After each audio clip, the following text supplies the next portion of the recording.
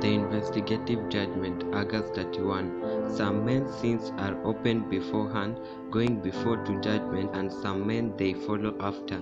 1 Timothy 5:24. The work of investigative judgment and the blotting out of sins is to be accomplished before the second advent of the Lord. Since the dead are to be judged out of the things written in the books, it is impossible that the sins of men should be blotted out until after the judgment at which their cases are to be investigated. When the investigative judgment closes, Christ will come and his reward will be with him to give to every man as his work shall be.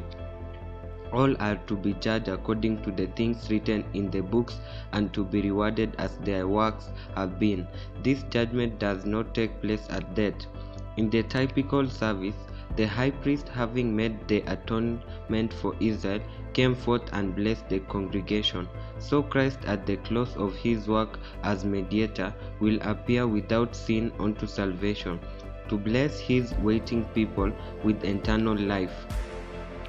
As the priest, in removing the sins from the sanctuary, confessed them upon the head of the scapegoat, so Christ will place all sins upon Satan, the originator and instigator of sin.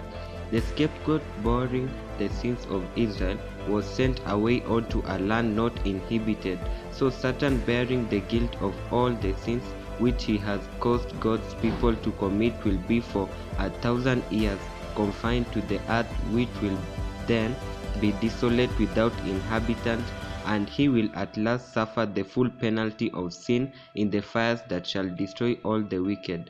A few, yes, only a few of the vast number who people the earth will be saved unto life eternal, while the masses who have not perfect their souls in obeying the truth will be appointed to the second death.